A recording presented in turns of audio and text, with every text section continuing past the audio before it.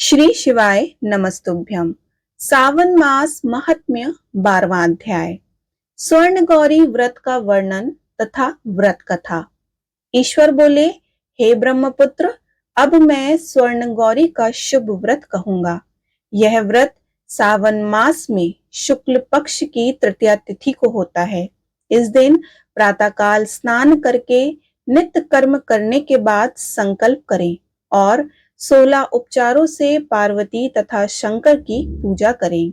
इसके बाद भगवान शिव से प्रार्थना करें कि हे देवदेव आइए, हे जगतपते मैं आपसे प्रार्थना करता हूँ, हे सर्वोत्तम मेरे द्वारा की गई पूजा को आप स्वीकार करें। इस दिन भवानी पार्वती की प्रसन्नता और व्रत की पूर्णता के लिए दाम्पत्यों को 16 वायन प्रदान करें और द्विज श्रेष्ठ की प्रसन्नता के लिए मैं यह वायन प्रदान करता हूं, ऐसा कहें। चावल के चूर्ण के 16 पकवानों से 16 बांस की टोकरियों को भरकर तथा उन्हें वस्त्र आदि से युक्त करें और पुनः 16 द्विज दाम्पत्यों को बुलाकर इस प्रकार कहते हुए प्रदान करें। व्रत की संपूर्णता के लिए ब्राह्मणों को यह प्रदान कर रहा हूं। मेरे कार्य की समृद्धि के लिए सुंदर अलंकारों से विभूषित तथा पतिव्रत से सुशोभित ये शोभामयी सुहागिन स्त्रियां इन्हें ग्रहण करें। इस प्रकार 16 वर्ष अथवा 8 वर्ष या फिर 4 वर्ष या 1 वर्ष तक इस व्रत को करके शीघ्र ही इसका उद्यापन कर देना चाहिए। पूजा के अनंतर कथा का श्रवण करके वाचक की विधिवत पूजा करनी चाहिए।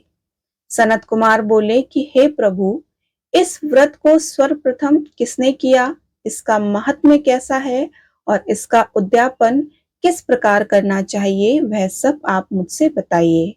ईश्वर बोले कि हे महाभाग, आपने उत्तम बात पूछी है। अब मैं आपके समक्ष मनुष्यों को सभी संपदाएं प्रदान करने वाले स्वर्ण गौरी नामक व्रत का वर्णन करता हूँ।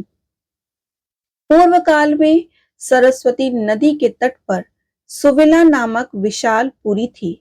उस नगरी में कुबेर के समान चंद्रप्रभ नामक एक राजा था। उस राजा की रूप लावण्य से संपन्न, सौंदर्य तथा मंद मुस्कान से युक्त और कमल के समान नेत्रों वाली महादेवी और विशाल नामक 2 भार्याएं थीं। उन दोनों में ज्येष्ठ महादेवी नामक भार्या राजा को अधिक प्रिय थी। आखेट करने से अशाक्त मन वाले वे राजा किसी समय वन में गए और सिंहों, शर्दूलों, शूकरों, वन भैंसों तथा हाथियों को मारकर प्यास से आकुल होकर उस घोर वन में इधर उधर भ्रमण करते रहे। राजा ने उस वन में चकवा, चकवी तथा बतकों से युक्त, भ्रमरों तथा पिंकों से संवित और विकसित मल्लिका, चमेली, कुमुद तथा कमल से सुशोभित अप्सराओं को एक सुंदर सरोवर में देखा। उस सरोवर के तट पर आकर उसका जल पीकर राजा ने भक्तिपूर्वक गौरी का पूजन करती हुई अप्सराओं को देखा।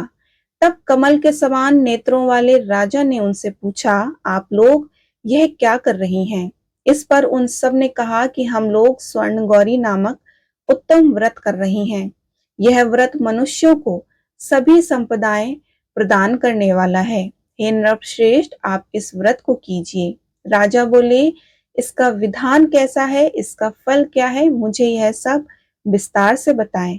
तब वे सारी स्त्रियां बताने लगीं कि हे राजन, यह स्वर्ण गौरी नामक व्रत सावन मास की शुक्ल पक्ष की तृतीया को किया जाता है। इस व्रत में भक्ति पूर्वक अत्यंत प्रसन्नता के साथ पार्वती तथा शिव का पूजन करना चाहिए। पुरुष को 16 तारों वाला एक डोरा दाहिने हाथ में बांधना चाहिए और स्त्रियों के लिए बाएं हाथ में या गले में इस डोरे को बांधना चाहिए। यह सब सुनने के बाद संयत चित्त वाले राजा ने भी उस व्रत को संपन्न करके 16 धागों से युक्त डोरों को अपने दाहिने हाथ में बांध लिया। उन्होंने कहा, हे देवदेवशी, इस डोरे को बांधता हूं, आप मेरे ऊपर प्रसन्न हों और मेरा कल्याण करें। इस प्रकार देवी का व्रत करके वे अपने घर आ गए। राजा के हाथ में डोरा देखकर ज्येष्ठ रानी महादेवी ने पूछा और सारी बात सुनकर वह राजा के ऊपर अत्यंत कुपित हो उठी। राजा ने कहा, ऐसा मत करो, मत करो, लेकिन डोरे को तोड़कर बाहर एक सूखे पेड़ के ऊपर फेंक दिया। उस डोरे के स्पर्श मात्र से वह वृक्ष पल्लवों से युक्त हो गया। उसके बाद उसे देखकर दूसरी रानी भी आश्चर्यचकित हो उठी और उस वृक्ष पर स्थित टूटे हुए डोरे को उसने अपने बाएं हाथ में बांध लिया। उसी समय से उसके व्रत के महात्म्य से वह रानी राजा के लिए अत्यंत प्रिय हो गई। वह ज्येष्ठ रानी व्रत के उपचार के कारण राजा से व्यक्त होकर दुखित हो वन में चली गई। अपने मन में वह भगवती देवी का ध्यान करते हुए मुनियों के पवित्र आश्रम में निवास करने लगी।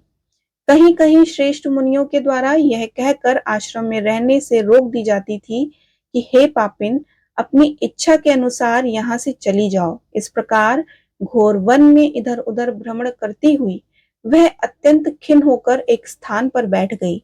तब उसके ऊपर कृपा करके देवी उसके समक्ष प्रकट हो गई। उन्होंने देखकर वह रानी भूमि पर दंडवत प्रणाम करके उनकी स्तुति करने लगी कि हे देवी, आपकी जय हो, आपको नमस्कार है। हे भक्तों को वर देने वाली, आपकी जय हो। शंकर के वाम भाग में विराजने वाली, आपकी जय हो। हे मंगल मंगले, आपकी जय हो। तब देवी की भक्ति के द्वारा वरदान प्राप्त करके और उन गौरी की अर्चना करके उसने जो व्रत किया उसके प्रभाव से रानी के पति उसे घर ले आए। इसके बाद देवी की कृपा से सभी कामनाएं पूर्ण हो गईं। राजा सभी समृद्धियों से संपन्न होकर उन दोनों के साथ पूर्ण रूप से राज्य करने लगे। अंत में राजा ने उन दोनों रानियों सहित शिव पद को प्राप्त किया। जो स्वर्ण गौरी के इस उत्तम व्रत को करता है वह मेरा तथा गौरी का अत्यंत प्रिय होता है और विपुल लक्ष्मी प्राप्त करके तथा भूलोक में शत्रु समूह को पराजित कर शिव जी को विशुद्ध लोक को जाता है। हे सनत कुमार, अब आप दत्तचित होकर इस व्रत का उद्यापन की विधि सुनिए। चंद्रमा तथा तारा बल से युक्त शुभ तिथि तथा शुभ वार में एक मंडप बनाकर उसके मध्य में अष्टदल कमल के ऊपर धान्य रखकर उस पर एक कुंभ स्थापित करें। पुनः उसके ऊपर 16 पल प्रमाण का बना हुआ एक तिल पूरित ताम्रमय पूर्ण पात्र रखें और उस पर पार्वती शंकर की 2 प्रतिमाएं स्थापित करें। शिव जी की प्रतिमा श्वेत वर्ण की 2 वस्त्रों तथा शुक्ल वर्ण के यज्ञोपवीत से सुशोभित करें। उसके बाद वेदोक्त मंत्रों से विधि पूर्वक उनकी प्रतिष्ठा करें और भली भांति पूजा करके रात्रि में जागरण करें। उसके अंतर प्रातः काल पूजा करने के बाद होम करें।